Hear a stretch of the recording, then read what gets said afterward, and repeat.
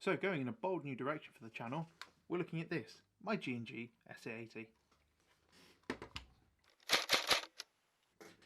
Now, she's had a bit of a hard life. She's coming up on 8 years now. In fact, I picked her up in January of 2015 and it's now January 2023.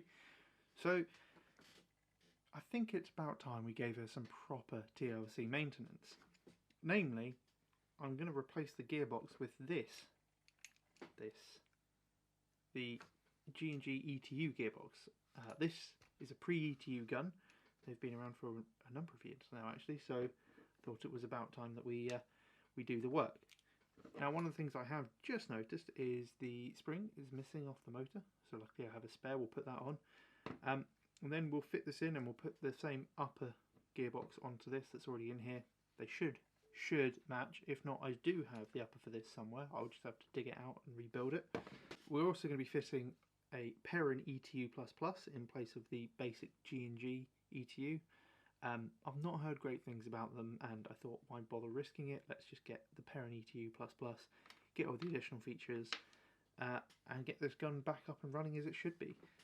Now, one thing to note, the wire harness on the ETU++ is a bit short, so I think we're going to have to extend this to get this to work properly. But let's try test fitting it all and see how it goes. So, first things first, before we go anywhere, let me find the spring and fit that in there. Now, currently we actually have a brushless motor in here, but I'm going to try the new iFrit motor for a bit, see how it goes, and then maybe switch back out to the brushless. Also, we're currently using a new camera to the English Kiwi production suite, and that's, in fact, two. This one, the EOS R, which should be giving us nice crispy full frame goodness of my face. We're also using this new 360 cam, so you can kind of get an almost my point of view of what's going on, as well as a really weird up the nose view of me. Probably not going to put that one in. Right, spring fitted, back in.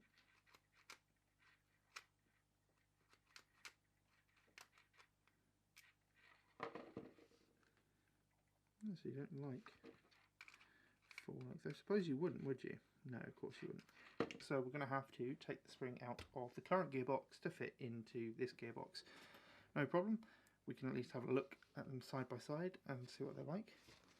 So to make things easier, let's take the sling off.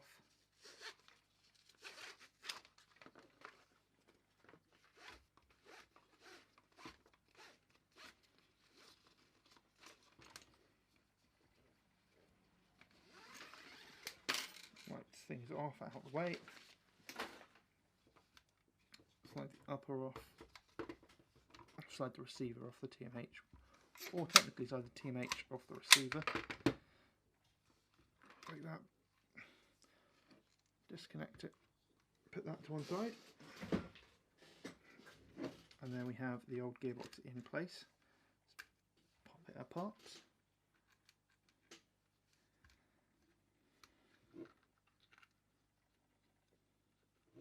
I'm hoping with this new ETU I'll be able to get the gun to work as originally intended by G&G with the piston pre-cocking all the way and releasing the bolt forwards, so that the cycle of the gun when it fires is piston goes forwards, fires the BB, then the piston gets picked up by the gears and pulled back, pulling the bolt back, and then releasing the bolt at the very end, but keeping the piston in the right place. So from an external point of view, or a user's point of view, you will see the shot come out the gun, and then the bolt cycle like you would on a real gun, which is quite a nice feature, but it never quite works properly. I almost had it working with this setup without gear sensing, with a AB++ from Perun and the brushless motor, but the problem was it worked until you put BBs in it, and that slowed down the piston just that little bit too much, so that the gears would pick up the piston before the piston had finished travelling all the way forwards and make a horrible grinding sound, which we obviously don't want. So we're going to get rid of this gearbox.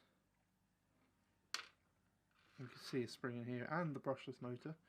I mean, we could probably just move the brushless motor over on its cage, but let's not do that for now.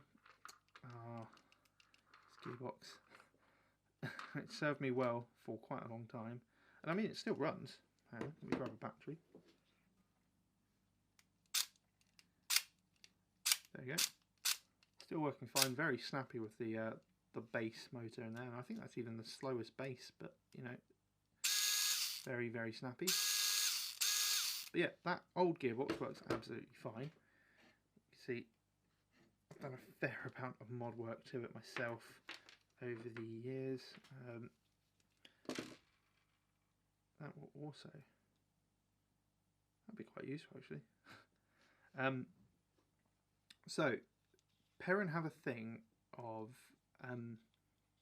running wires directly from the MOSFET to motor connectors, which is all well and good for standard guns, but for a bit more unique guns and you want your own custom wire looms, it's a bit harder. So for instance here, what I've done is run the trigger wires into the connector here that I've added in so that we can disconnect, take the MOSFET out entirely and just have the wire loom running straight to the motor, which is kind of what I want to do with this one, to be honest. Yeah, that's a sensible idea. Why didn't I think of that before? Also, hold on a minute. Wow, G&G, what?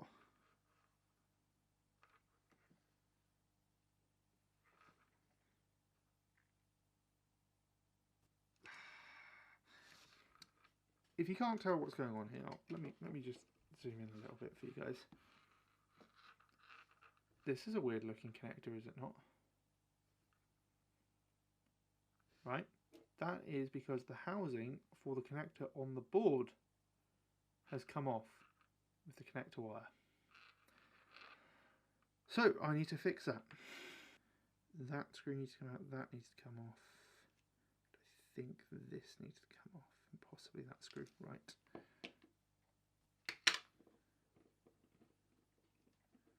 Here we go, here is the ETU board for the G&G. Here is our full auto selector switch. Here is our cutoff or gear position switch. So this will be getting flicked no matter what, even if it's in full auto. That will count the shots, so you can do burst. And then these four little headers here are what connect through to these. Oh, what connect through? God, that is bad English, Ben. Those four header pins connect to these four header pins, or more precisely, this connects to this. This would be the motherboard, that would be the daughter board, and that is our trigger switch that comes through that. Quite why it needs 4 pins, I don't know. Probably redundancy, maybe. I would assume it would just be 2 for the switch. So we need to very gently remove this from here. Do you lock? Is that it? That's why. There's a lock on it. Ben, you fool. Right. Now that we know there's a lock on it, we should have no problems gently reinstalling this into the place it should be without damaging the pins. Now, I apologise, I'm going to bring this up to my face to make sure this is all going swell. You line up with your little holes. There we go. Okay, hopefully that's not going to budge again. So, just for reference, the reason I was looking closely is because there are some very fine little pins in there. See them there and down there. I didn't want to bend those out of shape. They are also supported by some metal pins that sit on the outside of the plastic. Those are now back in, so this is good to go, so we can put this back on the gearbox. Anyway, I hope you enjoyed that little sidetrack there. You can see the difference in the design of the old and new gearbox. They're very similar, but around this area is where they've made the changes, including not having the cutout here or the switch on this one. One right way behind there, you can see they've already got rid of all of this, which is your full auto selectors, and they've put in the cutouts here for the wire harness. So I suppose you could cut away a load of material on the old gearbox to put in a new ETU, but to be honest, it's probably easier just to buy yourself an ETU gearbox. Now, one of the things to note is G&G ETUs are all digital, which means they are either, well, the switches on it are either on or off. I was thinking about this, and you could probably do sector gear placement by making this an analog switch, or not even an analog switch, an analog potentiometer, so it measures the angle of the switch. So in theory you could put a slightly different design gear on it, so instead of just having a kick at the one point right here, you could change it so it's constantly changing its amplitude like a wave, and you'll say, oh yeah, but there'll be an up and a down and they'll be at the same points in terms of value, but you can look at the value before and see, oh, I am going up at the moment or I'm going down at the moment, and that will give you your position on the gear. Just a food for thought, and it would allow much finer control of positioning. It may not be an issue anymore because you can base it all off timing. I think this went this way around.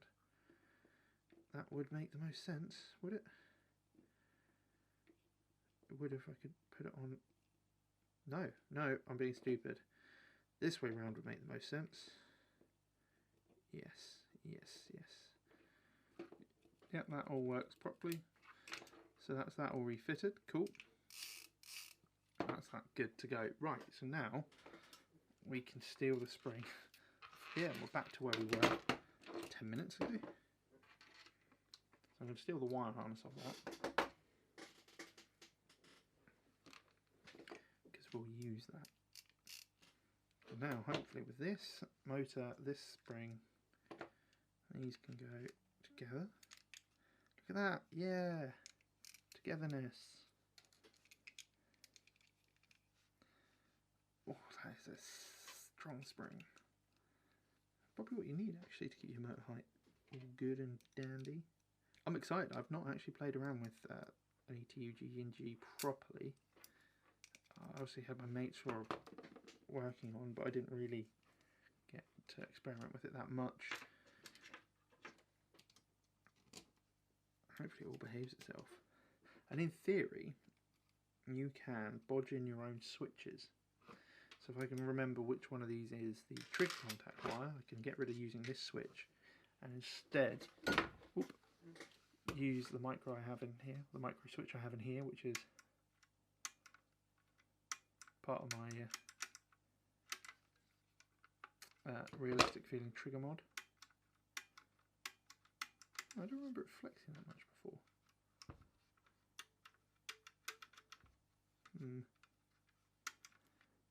Still, does its job. Feel resistant and brake. So this lower is good to go back into the TMH. So we'll line that up and see how much of a ball ache it is to get in.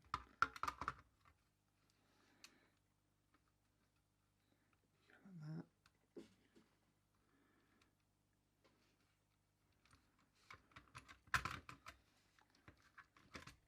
Not too bad actually.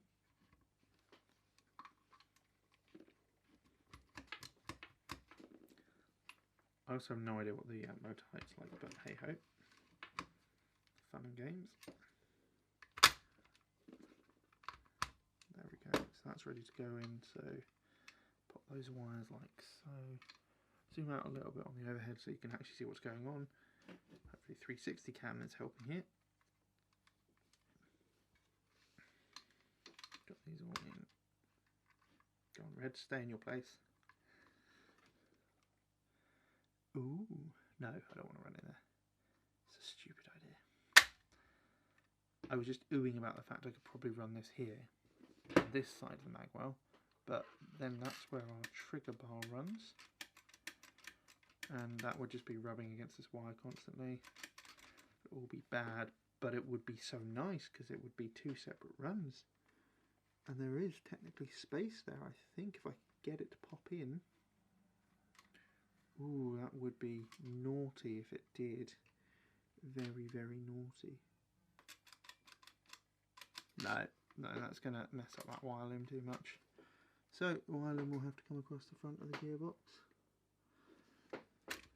Underneath that, like so. Yeah.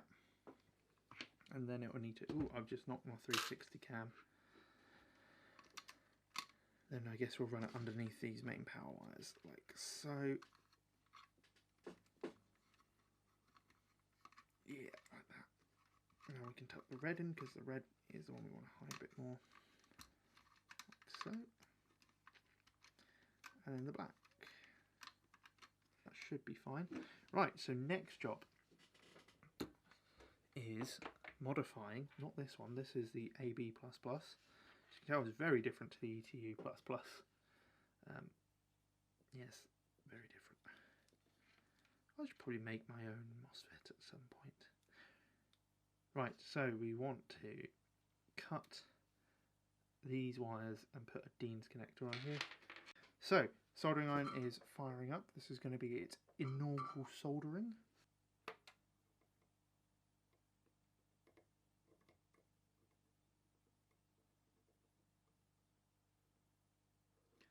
There we go, that's the live wire connected. There we go. Give that a clean, and that should be the last of the soldering. So we can put that in there and turn that off.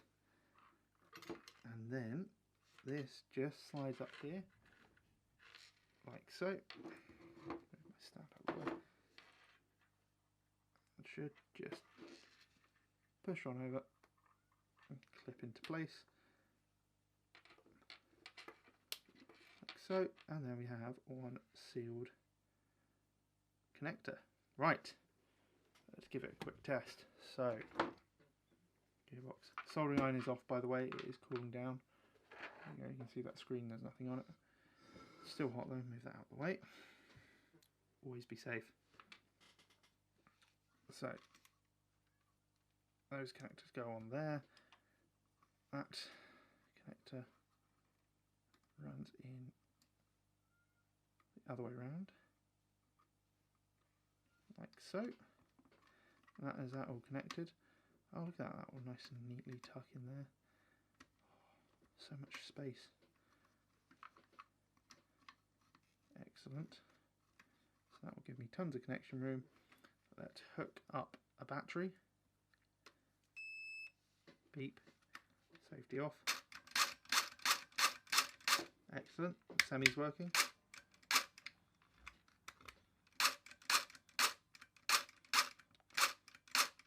Full auto isn't, but that could be due to the programming. And I need to remember how to program an ETU++. Well, this will tell us how to program modes for semi. Okay, auto to semi, auto to semi. Okay, well, that is showing me that that's not working.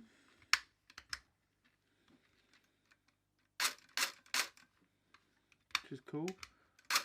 So, it looks like either the auto switch isn't working, or the old body doesn't match up properly with the new ETU switch, so I will have to probably 3D print something. Right, so it's been a couple of weeks since I did the ETU install into the L85, and I've now got it working. Sorry, dude! And funnily enough, yes, I did have to 3D print some parts. I say some parts, I mean a part. So I thought I'd show you it now. I've already taken the receiver off. So if I grab a battery, we can see it working. Battery's in, safety's off. We are in semi-auto at the moment, or repetition in the British parlance, and there it is running away. Now, unfortunately, I haven't been able to get it to do the proper bolt cycle pre-cocking. It almost works, but again, when we put a loaded mag in, the air pressure slows the piston down just enough that the gears catch it before it finishes the cycle, and bad grindy noises. I have an idea about that, and that does involve going back to the original 19 tooth setup, so the SR25 length piston. Maybe we can make it work. Something I'll have to investigate. But anyhow, semi-auto works, that's what it was doing before. Let's flick it over to A for automatic, and hopefully, yep, she runs nicely. So it turns out that it all came down to this part here. Yeah, very nondescript looking part. This is what is on the inside of our selector. And on the old one, it would move the levers around. In fact, I have the gearbox, here it is. On the old one, so it sits about here, it would come up and push up on this one, lift that up, move that into the full auto position, so completely avoiding the trigger contacts, so that they would run in full auto. However, on the new ETU box, this sits at the wrong angle to interface with the selector. So this is our selector, so in this position it is on repetition.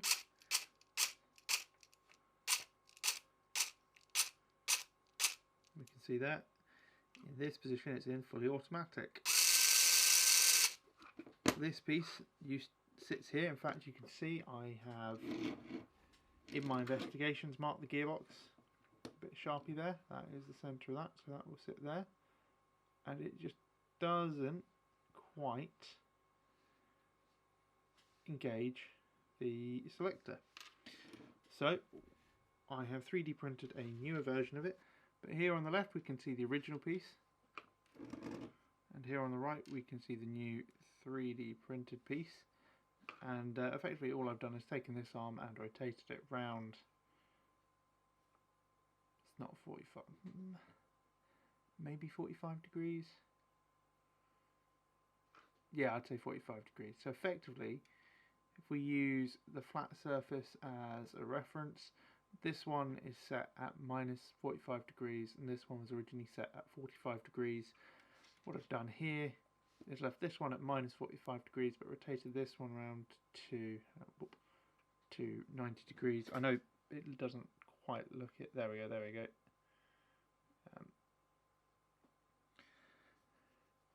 Like so, and that has enabled us to correctly interface with this switch. So that's on the hole more or less.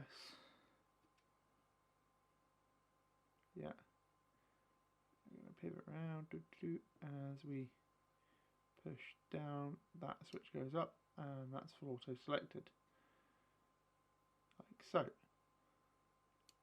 And then semi and full auto. So that all works as it should. So that goes back in the gun. That gives us full auto and semi. That gives us our selector switch. So if you are trying to convert your G&G L85 A2 from non-ETU to ETU, you're going to need one of these. And I guess there's not very many people doing that. But if you are and you get stuck, drop me a message. I'll 3D print you one and send you one. Now, I've also put in Perun ETU++. So far so good, I'm really liking it. But this video is dragging on, so I guess I'll do a separate video about the ETU++, what I like about it, what maybe it could improve, and hopefully kind of an endurance and see how it's doing a couple of weeks, months down the line. So, thank you all very much for watching. I know, again, videos are becoming a bit sparse. I apologise. I do try and make them when I can, but I am quite busy. So hopefully it won't be too long until the next video. But until then, stay safe, cool your hits, and I'll see you all soon. Bye.